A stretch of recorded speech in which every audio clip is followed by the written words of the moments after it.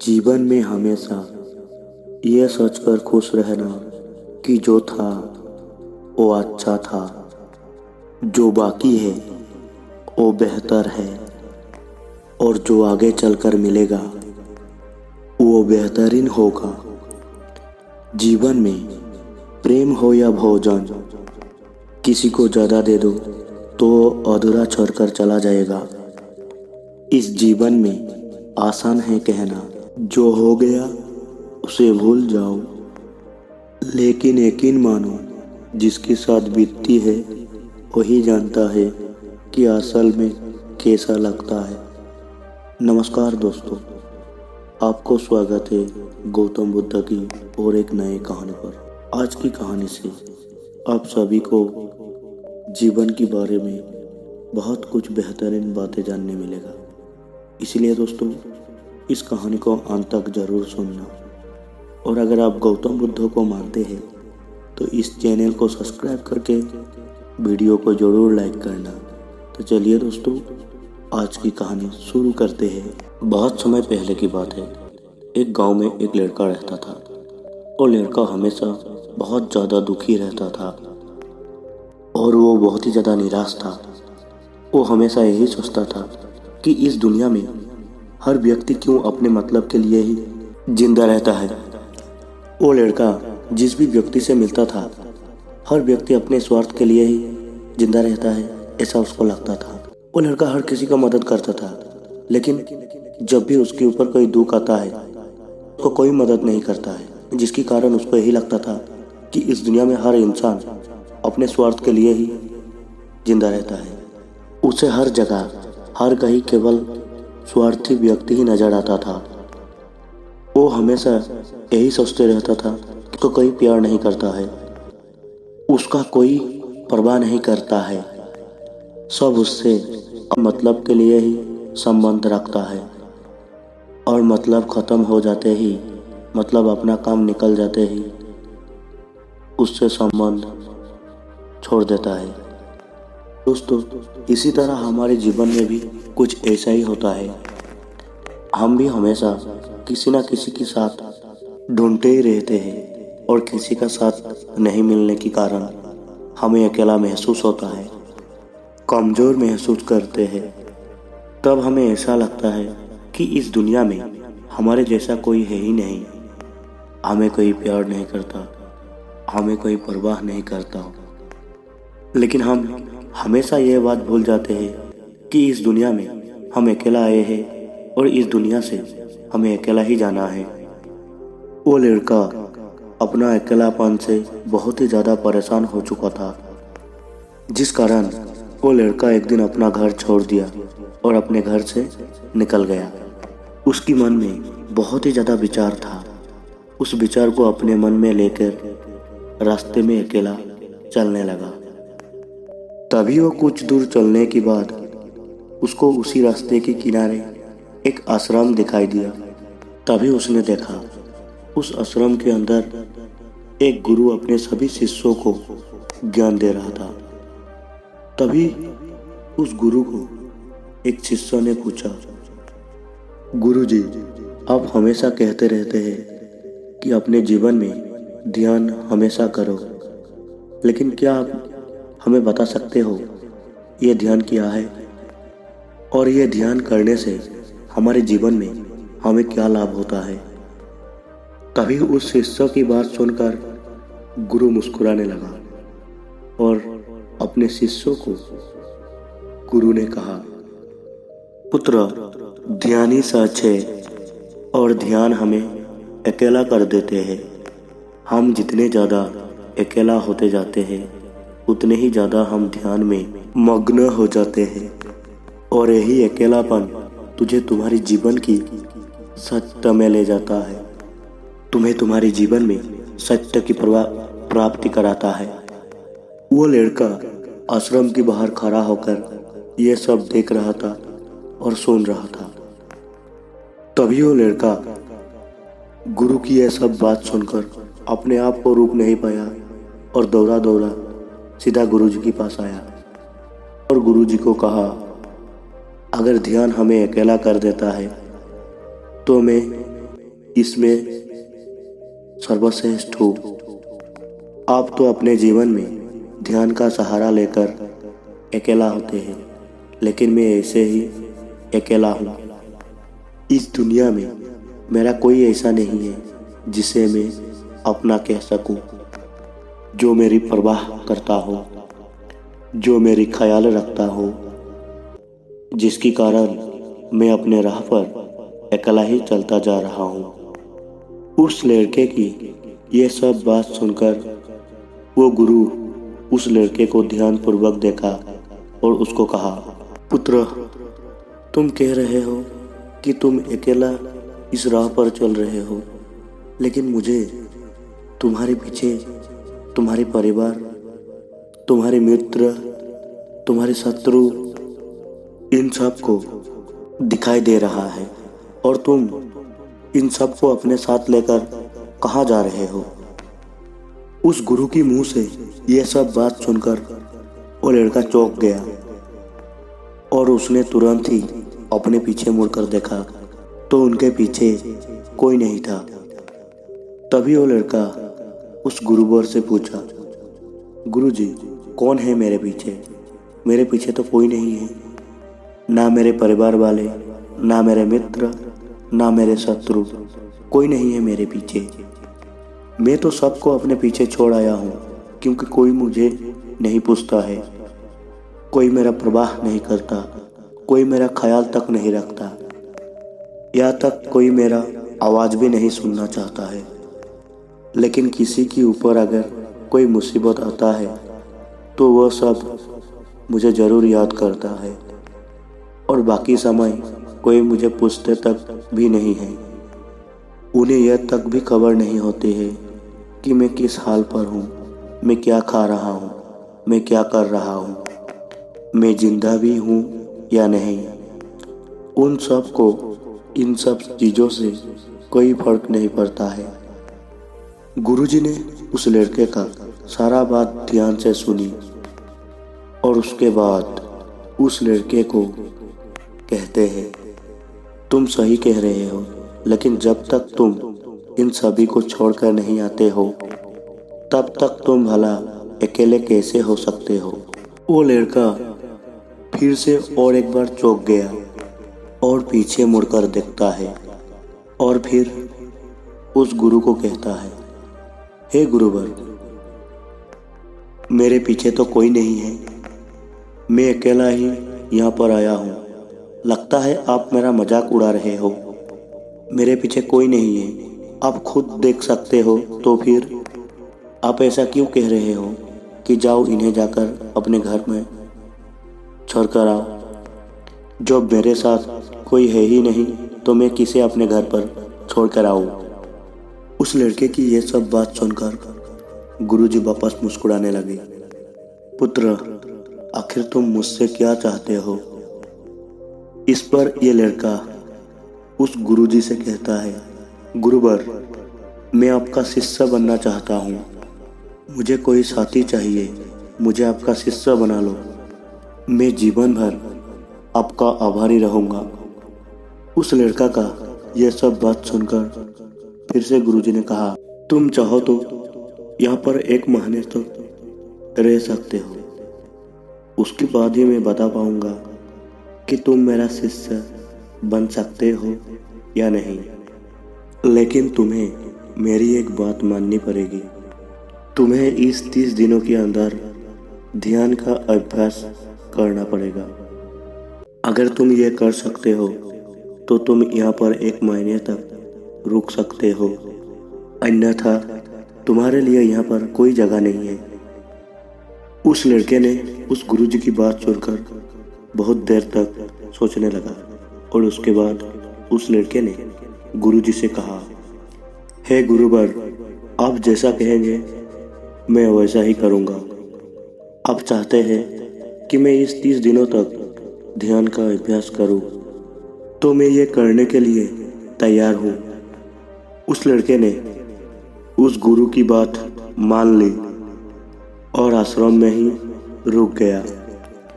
अगले दिन सुबह सुबह गुरुजी उस लड़के के पास आया और उस लड़के को कहने लगा, पुत्र, तुम किससे बात कर रहे हो? तुम्हारा ध्यान कहाँ है? गुरु की बात सुनकर वो लड़का बहुत ही ज़्यादा आश्चर्य हुआ और गुरुजी से कहा, हे गुरुवर, मेरा साथ तो कोई नहीं है, मैं भला किससे बात करूँगा, मैं तो अकेला हूँ। तभी वो गुरुवर उस लड़के से कहते हैं, ठीक है, लेकिन आप ध्यान लगाओ, क्योंकि तुमने मुझे वचन दिया था इन 30 दिनों में तुम ध्यान का अभ्यास करोगी। गुरु की बात सुनकर वो लड़का ध्यान करने बैठ जाता है, लेकिन पहले दिन उसे ध्यान करने में बहुत ही ज़्यादा तकलीफें आती है, बहुत सारे परेशानियों का सामना करना पड़ता है। यहाँ तक कि वो ढंग से बैठ भी नहीं पा रहा था। उसकी पेड़ मानो सुन्न सी हो जाते और उसकी पेड़ काम करना ही बंद कर देता था। ये सारे बातें वो गुरुवर देख रहा था।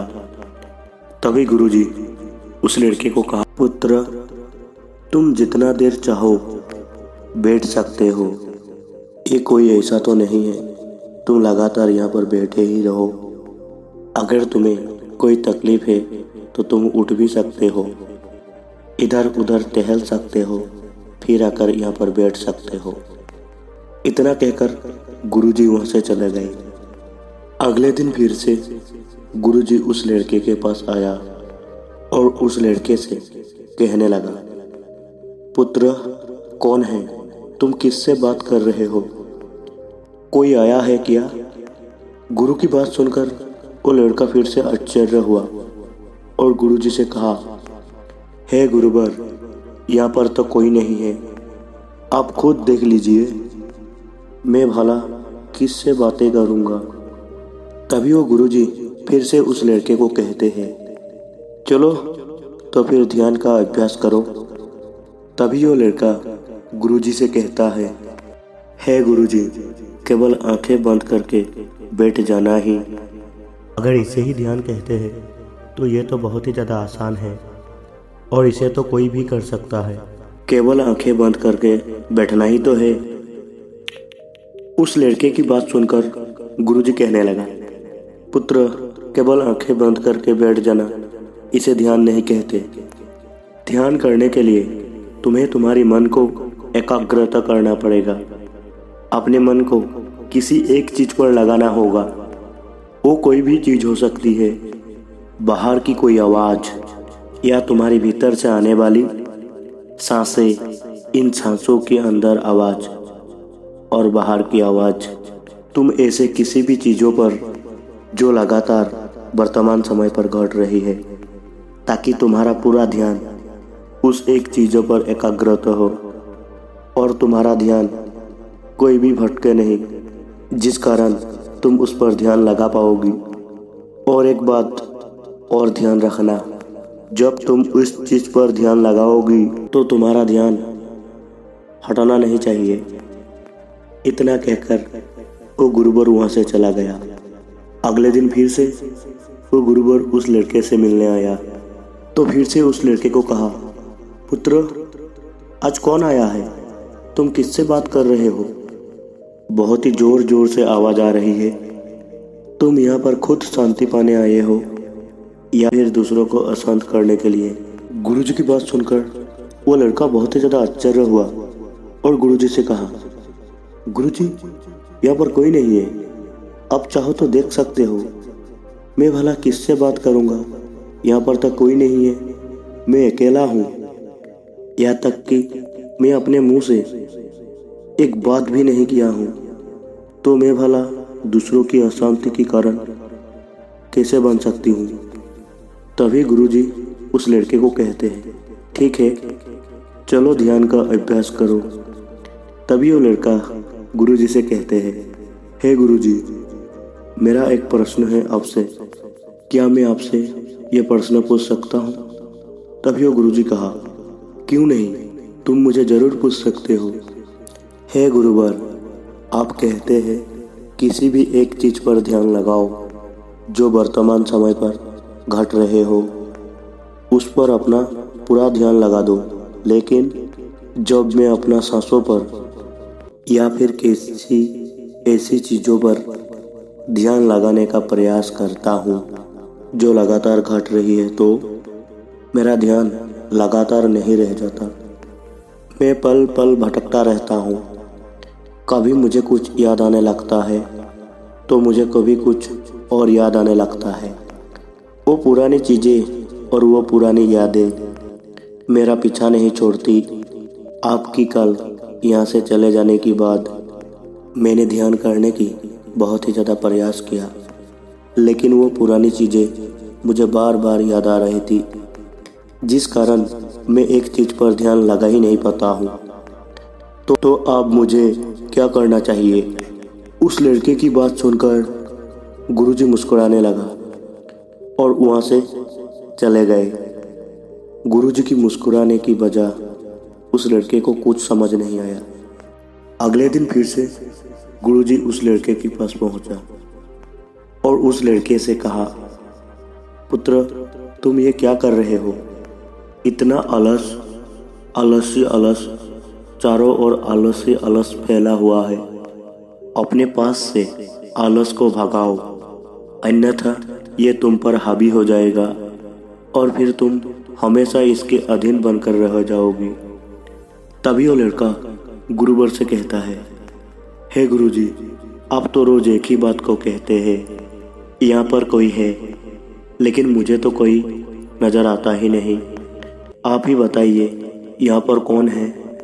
तभी गुरुजी उस लड़के को कहते हैं, ठीक है, चलो अभ्यास के लिए चलते हैं। तभी वो लड़का गुरुजी से कहते हैं, गुरुजी, मेरे मन में एक प्रश्न है, अगर आप बुरा ना माने तो मैं आपको एक प्रश्न पूछ सकता हूँ? तभी गुरुजी उस लड़के को कहता है, कहो पुत्र, तुम्हारे मन में क्या है? तभी वो लड़का गुरुजी को कहते हैं, गुरुजी, आपकी कृपा से मैं अब अच्छे से ध्यान कर पा रहा हूँ। पहले तो मैं ध्यान में मन ही नहीं लगा पाता था, लेकिन अभी भी मुझे एक समस्या आ रही है, और वो ये है कि मैं जब भी अपने सांसों पर ध्यान देता हूँ तो मेरा मन एकाग्र तो होता है और मैं पहले से ज़्यादा एकाग्र और अच्छे से ध्यान भी लगा पाता हूँ। लेकिन ध्यान लगाते लगाते मुझे नींद आने लगती है और मैं सो जाता हूँ। फिर उसके बाद मुझसे ध्यान नहीं हो पाता। उसके बाद केवल मुझे नींद ही नींद आते रहते हैं और मैं ध्यान की तरफ फिर अपने आप को मोड़ नहीं पाता हूँ। उस लड़के की बात सुनकर गुरुजी उस लड़के को कहते हैं, ये तो अच्छी बात है। गुरुजी इतना कहकर वहाँ से चला जाता है। अगले दिन फिर से सुबह सुबह गुरुजी फिर से उस लड़के के पास पहुँचते हैं। तो गुरुजी उस लड़के को कहते हैं, पुत्र, तुम इतने लोगों को क्यों यहाँ पर बुला रखे हैं? इतने सारे लोग तुम्हें ध्यान नहीं करने देंगे। तुमने इतने सारे लोगों को क्यों बुलाया है? इन्हें यहाँ से जल्दी भेजो। मुझे इन्हें बिल्कुल नहीं पसंद है। तुमने तो बिल्कुल यहाँ पर अकेले आए थे, जैसा कि तुमने कहा था, लेकिन आज तुम इतने सारे लोगों को यहाँ पर क्यों बुला रखा है? इन्हें अभी की अभी वापस चल कर आओ। तभी वो लड़का गुरुजी के बारे में मन ही मन ये सोचने लगता है, ये गुरुजी पागल हो चुके हैं। जब भी रोज आते हैं तो हमेशा एक ही बात को कहते रहते हैं, यहाँ पर कोई है, लेकिन मुझे तो कोई नज़र ही नहीं आता। तभी वो लड़का बहुत ही ज़्यादा विनम्रता से गुरुजी को कहा, हे गुरुजी, शायद आपकी आंखें जो देख पा रही है वो मैं नहीं देख पा रहा हूँ। मुझे तो यहाँ पर कोई नज़र नहीं आ रहा है, फिर आपको कैसे यहाँ पर इतना ज़्यादा लोग नज़र आ रही है? तभी वो गुरुजी उस लड़के को कहते हैं, अच्छा ठीक है, चलो आप ध्यान करते हैं।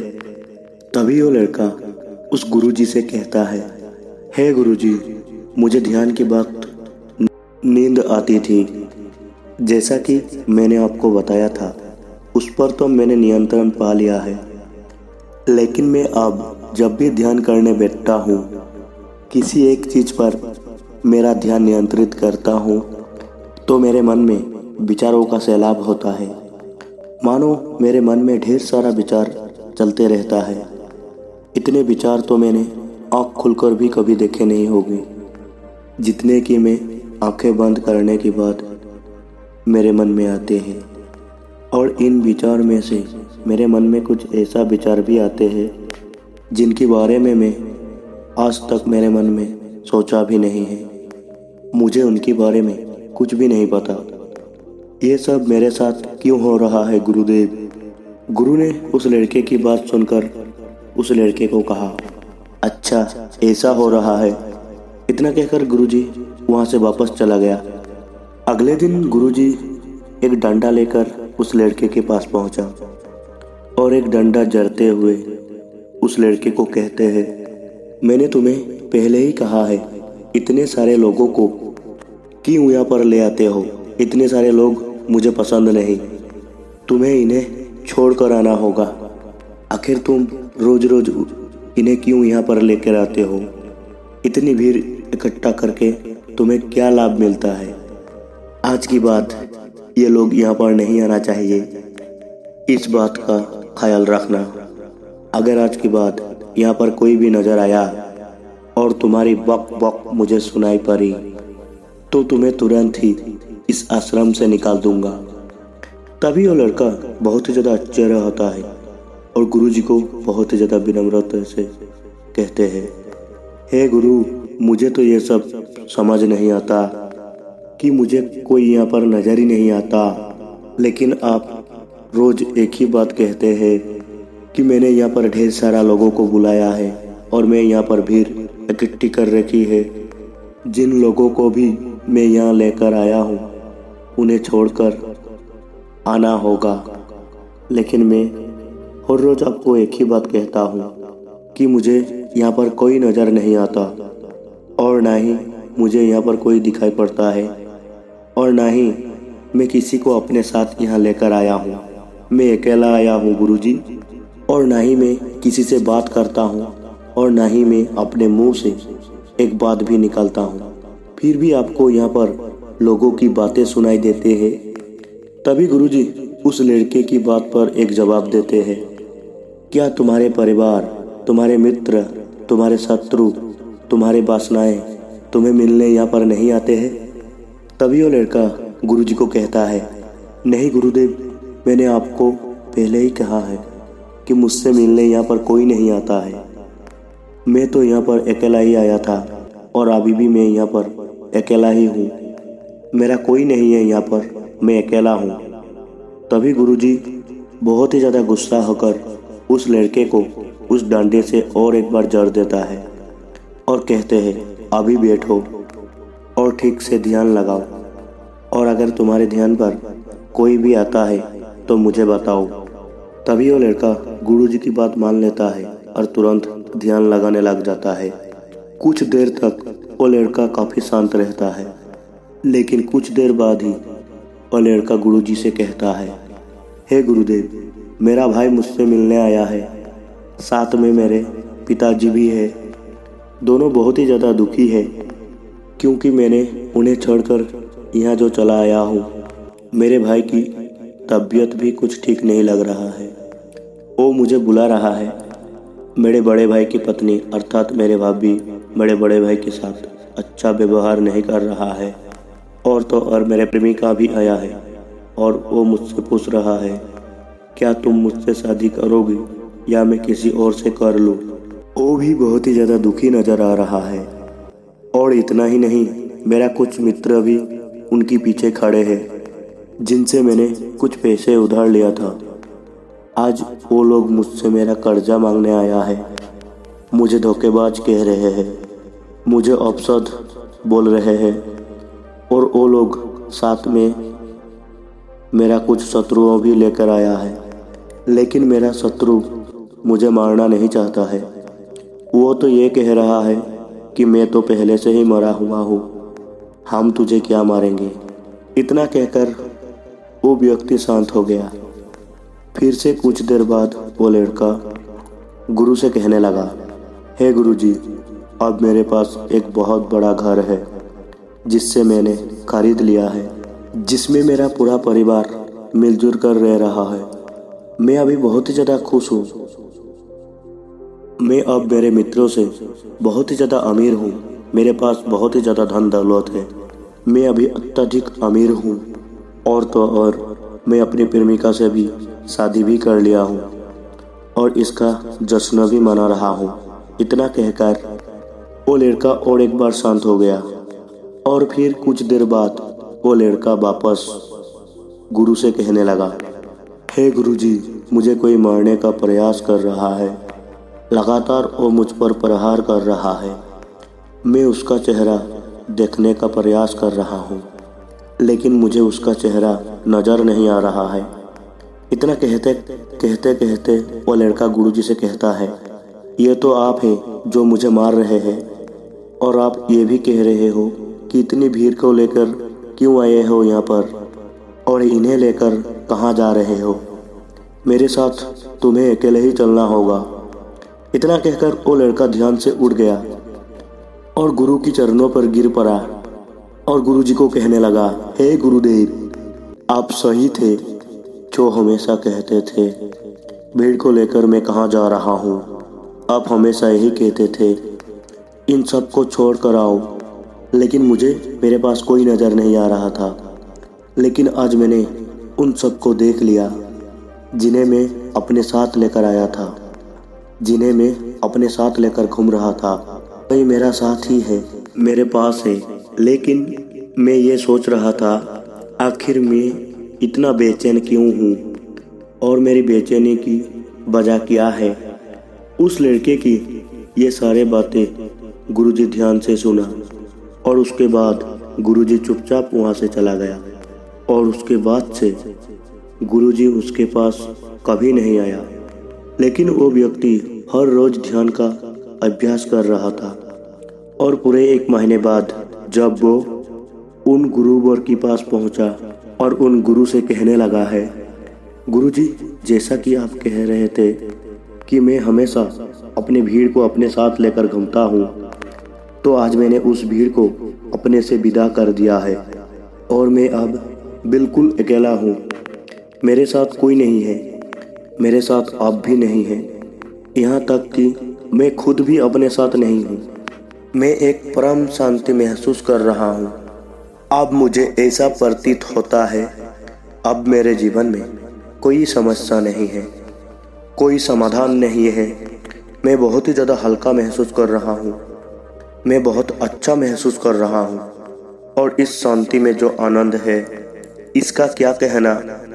तभी वो गुरुजी उस व्यक्ति से कहते हैं, पुत्र, अगर तुम चाहते हो तो इस अकेलेपन को लेकर अपने दुनिया जा सकते हो। यदि तुम वापस उस संसार में लौट जाओ, भले ही तुम्हारे आसपास ढेर सारे लोग क्यों ना हो, फिर भी तुम अकेले ही रहोगी। फिर चाहे वो तुम्हारे रिश्तेदार हो, तुम्हारे मित्र हो या तुम्हारे दुश्मन हो, इन सब के साथ रहकर भी तुम अकेले ही रहोगी। और इतना ही नहीं, जब भी तुम्हारे मन पर या तुम पर बुरी परिस्थिति आएगा, तब भी तुम अकेले और शांत रहोगी और तुम हर परिस्थितियों का समाधान निकालने में भी अब पूरी तरह सक्षम हो चुके हो। और अगर तुम अब चाहो तो मैं तुझे अपना शिष्य बना लूँगा, क्योंकि तुम्हें हो सकता है ये लग रहा है 30 दिन तो पूरे ख़त्म हो चुके हैं, ध्यान का मार्ग अभी शुरू हुआ है। और याद रहे कि अभी तो बहुत कुछ सीखना है, जानना है, लेकिन कुछ रखना नहीं है। ये मार्ग अभी शुरू हो रहा है और ये मार्ग बहुत ही ज़्यादा लंबा है और इस मार्ग की शुरुआत शांति से ही होता है। तभी वो लड़का गुरुजी को प्रणाम करता है और गुरुजी को कहता है, गुरुजी, मैं अपने घर वापस लौटना चाहता हूँ, अपने उस संसार में वापस जाना चाहता हूँ, ताकि मैं अपने जिम्मेदारी को निभा सकूं और साथ ही साथ इस मार्ग पर भी आगे चल सकूं, यदि आपकी आज्ञा हो। इतना कहकर वो लड़का शांत हो जाता है।